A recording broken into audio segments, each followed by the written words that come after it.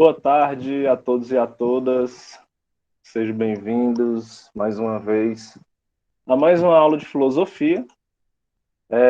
Hoje, pessoal, por conta da reunião bimestral de PDT, nós não tivemos a nossa aula de revisão para o Enem. E o que é que vai acontecer, né? 4 horas eu terei aula com os primeiros anos. E o conteúdo que eu estou dando nos primeiros anos é o mesmo conteúdo que vocês estão revisando no Enem, certo? Então, o que é que eu vou fazer? Eu vou gravar, como gravo todas as aulas, né? Mas eu vou gravar a aula com os primeiros anos e no final do dia, porque às 16 horas vocês também estarão em aula, né? Mas assim que terminar, por volta das 17 horas, eu mando para vocês a gravação da aula dos primeiros anos, como forma de vocês poderem assistir a revisão que seria hoje. É o mesmo assunto, o mesmo conteúdo, e lá no primeiro ano tem a vantagem de que eu vou, assim, bem devagar no conteúdo, né? Não coloco tudo de uma vez. Na semana que vem, a gente retoma, né? Como a gente não teve essa aula hoje, nem na semana passada, porque eu estava doente, né? Mas na semana que vem a gente retoma e aí vai caminhando no nosso nível, no nosso compasso, tá bom? Então, na aula de hoje, nessa aula da tarde, nós vamos dar continuidade ao nosso assunto. Estávamos falando sobre política, Estado, formação do Estado. Inclusive, na aula passada, nós corrigimos a nossa avaliação parcial. A avaliação parcial é essa que tivemos muitas notas positivas, né? Já comentamos isso. E vamos dar continuidade hoje, falando aí um pouco da formação do Estado moderno. Só para refrescar um pouco a memória de vocês, nós vimos, inclusive vocês vão ter hoje na aula de sociologia um debate muito interessante, né, sobre direitos humanos, e o Estado, ele atua, ele representa, ele se organiza justamente para garantir os direitos de todas as pessoas, né, que as pessoas chamam de direitos humanos. Direitos humanos não é alguém, né? Direitos humanos são os direitos que nós possuímos de acordo com a lei. Então, nós vimos que o Estado é o conjunto de instituições formado pelo governo, forças armadas, tudo aquilo que é público compõe o Estado. E o Estado ele tem a função de administrar, de controlar a população de maneira geral, né? Principalmente por meio da administração do dinheiro dos nossos impostos. O Estado tem a função principalmente de nos proteger diante de ameaças. Nós vimos que nos Estados democráticos, em sua grande maioria, nós temos a presença da democracia como regime vigente. No caso da nossa democracia, nós temos aí baseado na teoria do Barão de Montesquieu, francês, nós temos uma divisão dos poderes. Não existe um poder centralizado na mão de um único indivíduo. Nós temos 3 poderes que são administrados por representantes, né? Também não é uma única pessoa, são grupos de pessoas que compõem esses poderes.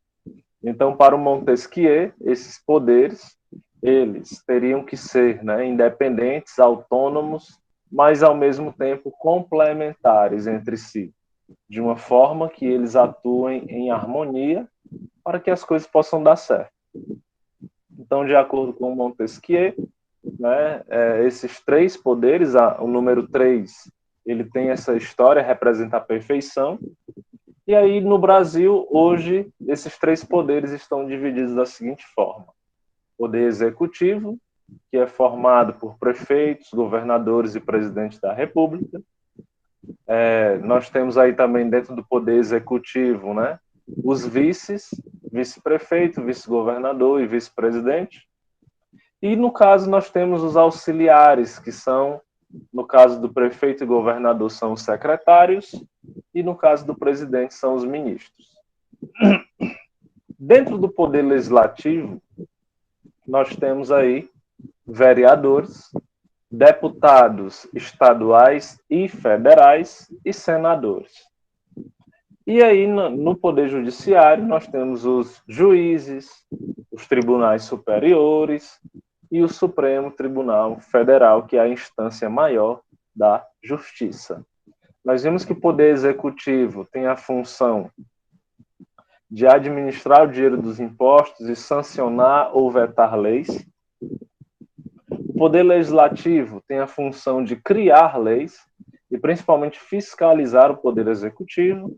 E o Poder Judiciário tem a função de fazer com que a lei seja cumprida, aplicando muitas vezes as devidas punições para aqueles que não fazem isso, né? Então, basicamente, foi isso que a gente discutiu, mais ou menos, nas aulas anteriores, né, a respeito da função do Estado, da preocupação que nós devemos ter com a política. Né? Política não é brincadeira, política não é um assunto trivial, apesar de muita gente considerar um assunto chato, é algo que nós devemos sim nos preocupar, porque interfere na vida de todo mundo, interfere na vida de todo cidadão. As decisões políticas, elas acabam, de uma maneira direta, afetando a nossa qualidade de vida. Se hoje a nossa vida não está boa, se não está do jeito que a gente gostaria, pode ter certeza que existe aí uma interferência política. Se hoje, por exemplo, nós estamos tendo aula online, sem os devidos recursos, sem ter uma internet de qualidade, sem ter os equipamentos de qualidade, por exemplo, tudo isso passa por decisões políticas. O preço do feijão, o preço da gasolina, o preço de tudo. Tudo é influenciado pela política. Deixa eu ver se tem alguém querendo entrar. Tem não? Vamos continuar. No entanto, pessoal, em filosofia, é importante que a gente compreenda a importância de se buscar a origem das coisas. Porque as coisas que foram criadas pelos seres humanos, nós já discutimos isso várias vezes, elas são criadas com uma intenção, com um objetivo. Nada é criado por acaso. Para compreender o porquê que o ser humano cria algo, é necessário a gente fazer um exercício de tentar pensar, de tentar imaginar como era ou como seria o mundo antes dessa coisa ser criada. Por exemplo, se vocês conseguem imaginar o mundo antes da energia elétrica ter sido criada, né, não tinha geladeira, não tinha nenhum tipo de eletrodoméstico, todas as coisas ou eram no carvão ou era na querosene, né? E aí, um dia, a energia elétrica foi criada, se eu não me engano, não sei se foi Thomas Edison que criou, não me recordo, mas alguém pode até pesquisar aí rapidamente para auxiliar a gente. E aí, a partir da energia elétrica, a maioria das coisas, aliás, eu acho que todas as coisas tecnológicas foram aparecendo, né? Imaginem, por exemplo, um mundo sem ventilador, um mundo sem livros, um mundo sem cadeira, um mundo sem roupa. Coisas que nós consideramos tão naturais, coisas que nós consideramos tão habituais, é importante que a gente entenda que um dia essas coisas não existiram. E que, repito, se elas existem é porque foram criadas. Se elas foram criadas, elas foram pensadas. E foram pensadas a partir de uma necessidade com um objetivo traçado. Então, quando a gente fala em organização estatal, quando a gente fala em política, quando a gente fala em regime político, a gente está falando também de algo que foi criado pelos seres humanos. Nós estamos falando de algo temporal, de algo que nem sempre existiu. E como o próprio nome já diz, Estado moderno. Estado moderno. Tudo que ganha esse predicativo moderno, né? Esse rapaz, que celular moderno, que roupa moderna, que computador moderno. Quando a gente utiliza essa palavra moderno, é porque existiu algo anterior a esse moderno que a gente considera agora ultrapassado. Então, o Estado moderno, a organização moderna do Estado, ela indica uma organização anterior ou até mesmo uma desorganização. Não sei se vocês me compreendem. Mas dizer que nós vivemos hoje em um Estado moderno significa dizer que o Estado anterior ele era arcaico, ultrapassado, ou que era desorganizado, pressupondo, inclusive, a não existência do Estado. Então, eu trouxe aqui para vocês 3 pensadores. A gente já viu mais ou menos o primeiro, na semana retrasada, antes da prova, né? Mas a gente vai revisar e vai ver os outros 2. Então, eu trouxe 3 pensadores, gente, que tentaram pensar como seria a sociedade sem a organização do Estado. Tentar pensar como era a sociedade, por exemplo, sem a presença das leis, sem a presença da polícia, sem a presença da escola, sem a presença dos bancos. Eles tentaram pensar o mundo antes da criação do Estado. E por que eles tentaram pensar o mundo antes da criação do Estado? Para justamente tentar compreender quais foram as razões, quais foram os motivos, quais foram os pressupostos, as premissas utilizadas por aqueles que criaram o Estado. Qual foi a intenção das pessoas ao criarem o Estado? Será que o Estado hoje ele cumpre a mesma função da sua criação? Será que o Estado ele não se desvirtuou? Então é exatamente sobre isso que a gente vai refletir a partir das teorias desses 3 indivíduos aí, que podem ser chamados também, pessoal, de contratualistas. Contratualistas, né? A palavra contratualistas vem de contrato. Então, esses pensadores, eles vão refletir sobre a teoria ou sobre as teorias do contrato social. Como foi que a gente se reuniu para pensar leis, para pensar hábitos que funcionam como uma espécie de contrato que todo mundo tem que seguir. Então, desses pensadores, vou passar aqui o mousezinho em cima, nós temos aqui o primeiro, que é o Thomas Hobbes, ok? Thomas Hobbes. Nós temos aqui o segundo, que é o John Locke. E nós temos aqui o terceiro, que é o Jean-Jacques Rousseau. Ok? Thomas Hobbes, John Locke e Jean-Jacques Rousseau. Vamos começar aqui pelo Thomas Hobbes, como uma forma de revisão, porque nós já vimos, né?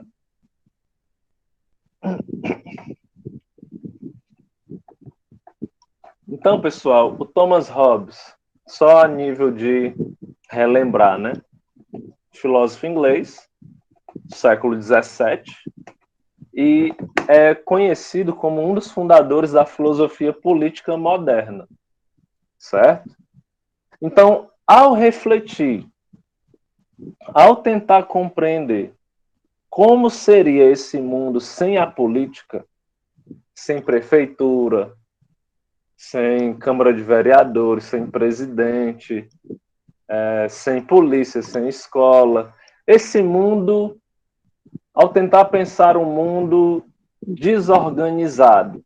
Quando eu falo desorganizado, não é no sentido de que era uma bagunça, mas no sentido de não haver organizações que serviriam justamente para ordenar, certo?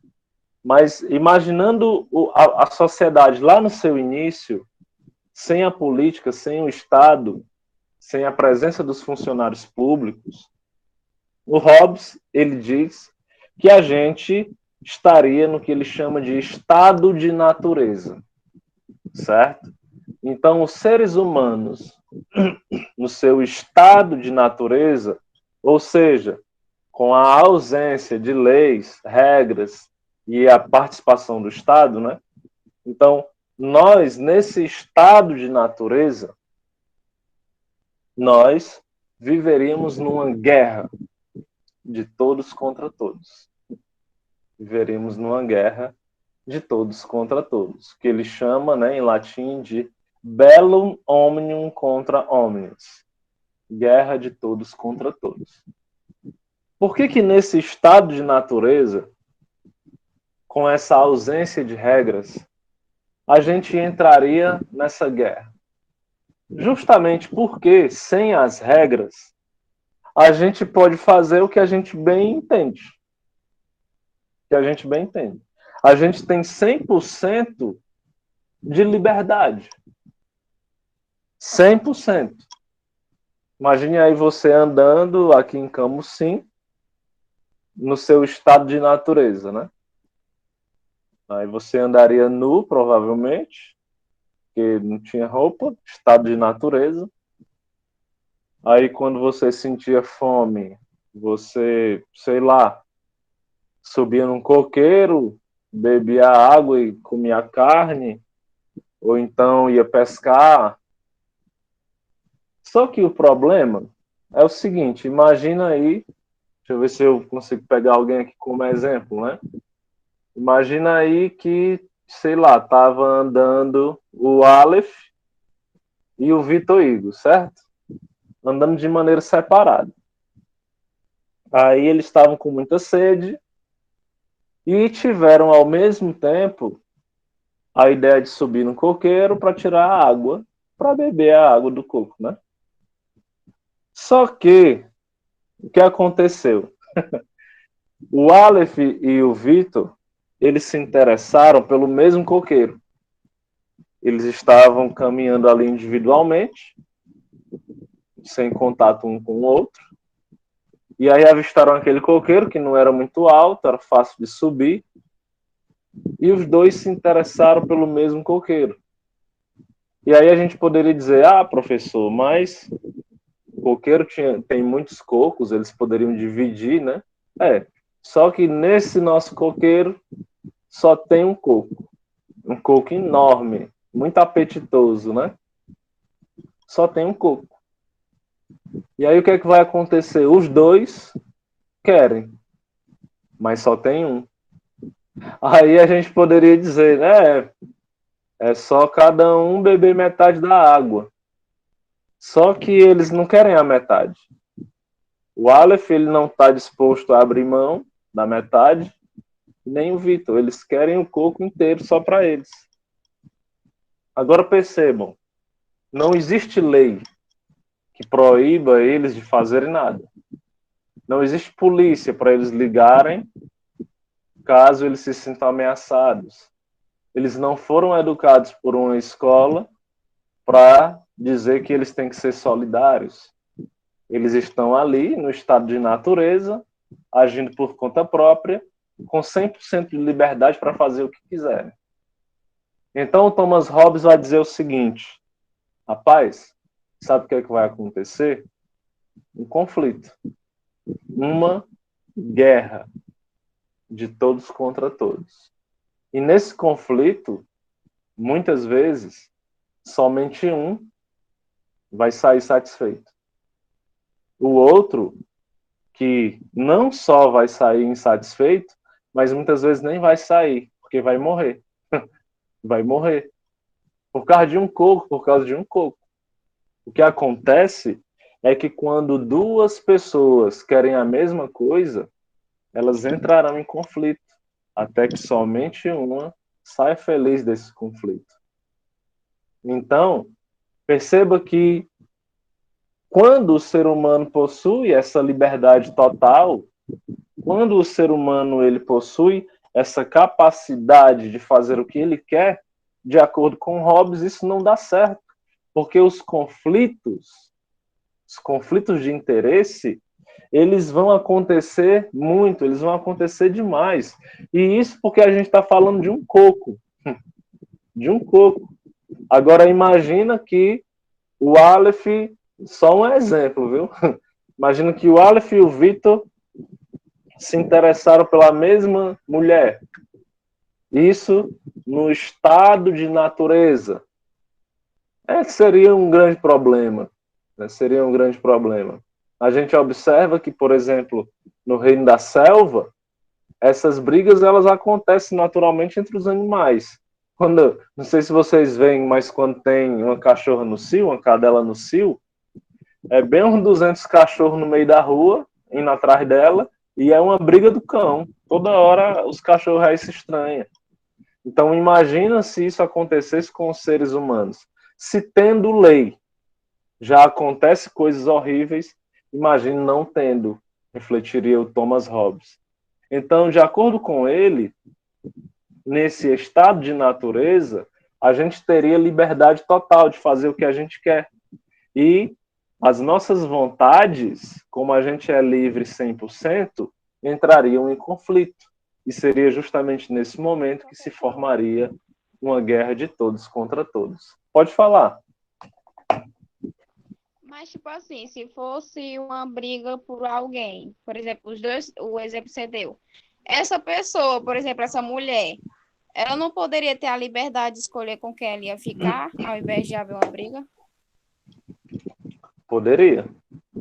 Mas isso não exclui o fato da briga. Porque, digamos, com as frutas é mais fácil, né? Porque a fruta não tem vontade. Mas nesse exemplo é muito legal refletir sobre isso. Digamos que duas pessoas, que dois homens querem a mesma mulher. Você tem ali o A e o B, que querem a mulher. Não é porque a mulher escolhe o B que o A vai deixar de ter raiva do B. Talvez a raiva aumente, entende? Talvez a raiva aumente. E aí, por esse motivo, a briga, o conflito vai existir. Existem conflitos que eles não se resolvem assim de maneira tão simples. A não existência do outro, nesse caso, é a melhor resolução para o conflito. Não sei se dá para entender, Pamela. Conseguiu entender aí? Santiago, Entendi, Oba. professor. mas É eu tipo acho assim, conflito nesse de estado, espiritual, né? É. Vai, Luciano, fala. nesse estado de natureza aí que nós estamos falando, eu acho que a mulher seria como qualquer outra fêmea de outras espécies. Ela escolheria um macho dominante que seria um bom pai para sua prole. E não que ela escolhesse assim por beleza e outra coisa assim.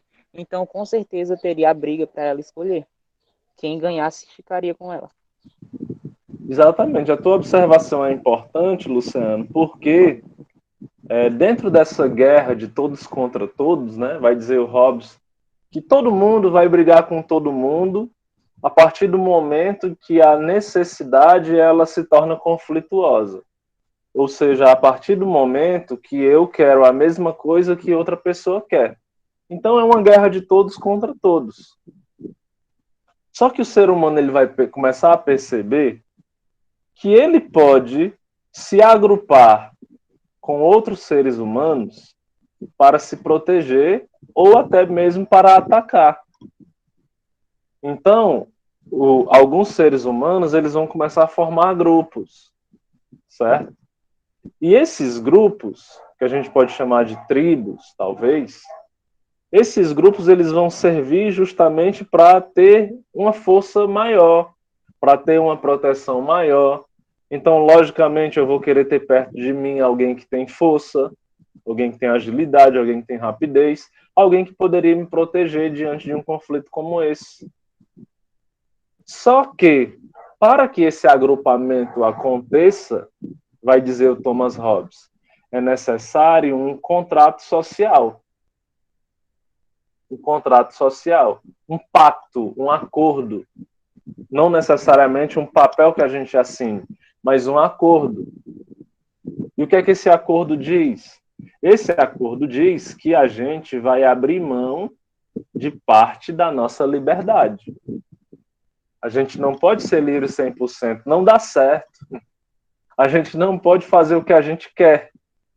Se a gente pudesse fazer só o que a gente quer, talvez a gente não tivesse nem aqui assistindo essa aula e aprendendo isso, inclusive. Não é verdade?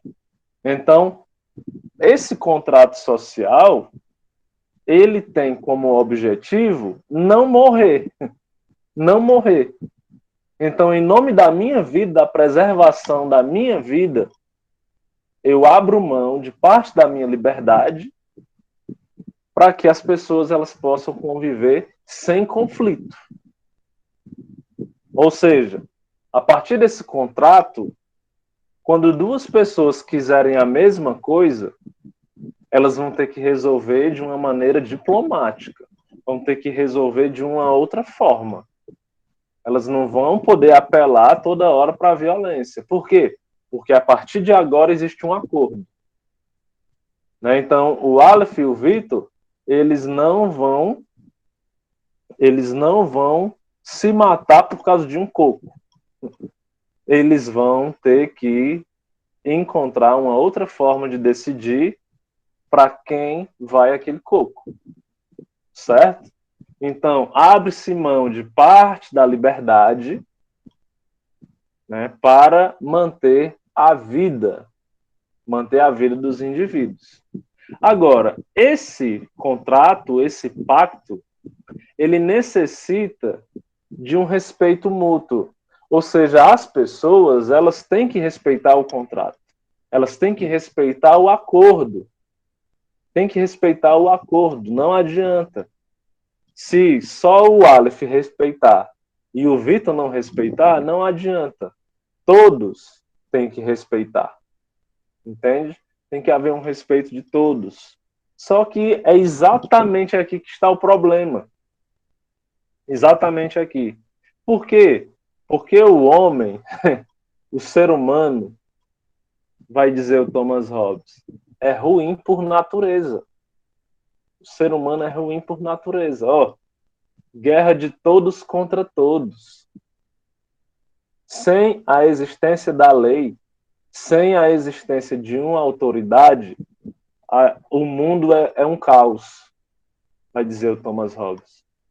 A gente precisa da lei justamente para frear a maldade que existe na gente. Se não houvesse a lei, se não houvesse o contrato, a vida, o mundo seria uma desgraça ainda maior, de acordo com Thomas Hobbes. Agora, como é que a gente vai confiar que seres humanos desse tipo vão respeitar o contrato, vão respeitar os valores, vão respeitar as regras que foram criadas, as limitações que foram criadas? Quem é que garante? Aí o Thomas Hobbes vai dizer, por isso, porque o ser humano é tão inconstante, é tão incerto, é exatamente por isso que a gente precisa criar uma organização que esteja fora da população, que esteja acima da população e que tenha poder absoluto sobre as pessoas. Uma instituição que seja soberana, uma instituição que tenha carta branca, autorização irrestrita para punir todos aqueles que quebrarem o contrato. Certo? Todos aqueles que quebrarem o contrato. E outra, essa instituição, ela não pode ser punida por ninguém. Ou seja, a função dela é julgar todo mundo, mas ela não pode ser julgada por ninguém. É a única forma, de acordo com Thomas Hobbes, é a única forma de manter a ordem social. É criar um mecanismo como esse, um mecanismo de controle e punição. Sabe como é que ele vai chamar esse mecanismo de controle e punição de, de observação desse contrato social? Sabe como é que ele vai dar? Como é que ele vai chamar? Alguém sabe? Alguém arrisca?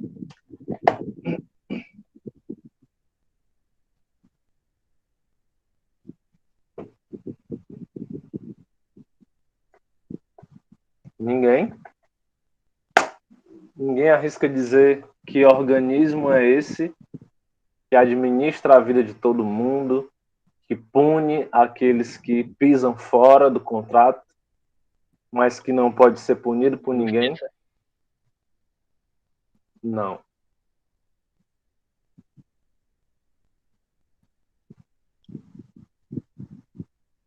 E aí, gente? O Estado? Estado. O Estado pensado por Hobbes, ele seria um Estado absolutista, onde os três poderes estariam centralizados na mão ali de uma única pessoa ou de um único grupo, certo? O Thomas Hobbes, ele vai dizer, gente, que o Estado ele deveria ser como o grande Leviatã. Não sei se vocês já ouviram esse nome, essa palavra, né? Leviatã. O Leviatã, gente, ele é representado de diversas formas na mitologia, né?